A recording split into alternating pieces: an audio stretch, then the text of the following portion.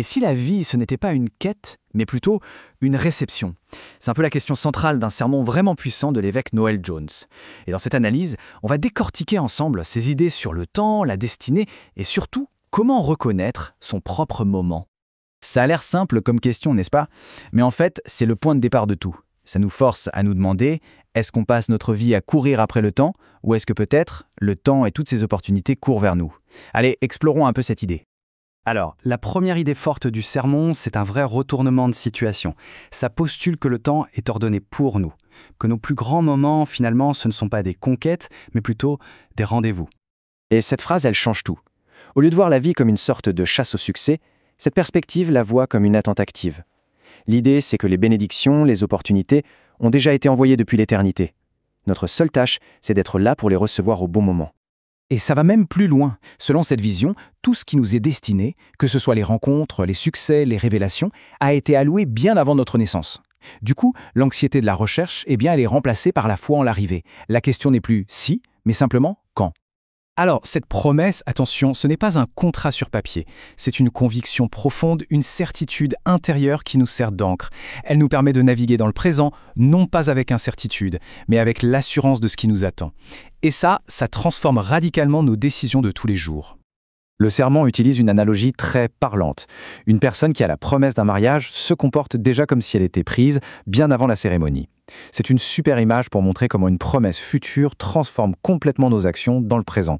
Bon, d'accord. L'idée d'un temps qui vient à nous, c'est séduisant. Mais concrètement, comment ça marche?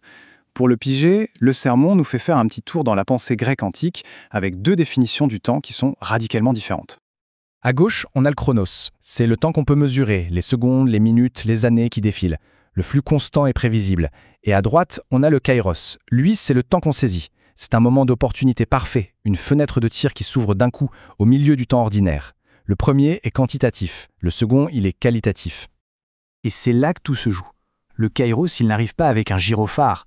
Non, il est caché dans notre quotidien, dans notre chronos. Le défi, ce n'est donc pas de créer l'opportunité, mais d'être assez préparé, assez attentif pour la reconnaître et la saisir quand elle se présente.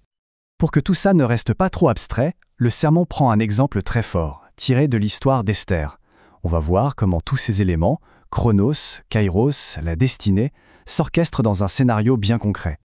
Ce qui est fascinant ici, c'est de voir comment tous les pions sont déplacés, comme une sorte de manipulation divine. Une reine qui agit de manière totalement inhabituelle, l'insomnie soudaine d'un roi. Tous ces petits événements préparent parfaitement la scène pour que le dénouement prédestiné puisse avoir lieu. Ça illustre bien cette idée d'un timing divin à double sens. D'un côté, les circonstances sont arrangées, et de l'autre, en même temps, l'individu est préparé pour pouvoir endosser son rôle au moment parfait. Cette perspective, elle change aussi radicalement notre rapport à l'échec et à l'adversité. Et si les obstacles sur notre route, ce n'étaient pas des murs, mais plutôt des panneaux indicateurs. L'idée ici, c'est que quand le potentiel d'une personne est révélé, cette révélation est en quelque sorte captée par des forces contraires, qui vont alors tout faire pour y mettre des bâtons dans les roues. Et voilà l'une des conclusions les plus provocatrices du sermon. Une opposition intense, ce ne serait pas le signe qu'on est sur la mauvaise voie, mais au contraire, la confirmation que le moment kairos est tout proche. Le point crucial, c'est donc de recadrer les difficultés. De les voir non pas comme des échecs, mais comme un signal, un indice qu'une percée est sur le point d'arriver. Et on se quitte là-dessus, c'est une dernière pensée assez puissante à méditer sur notre propre parcours et notre propre rapport au temps.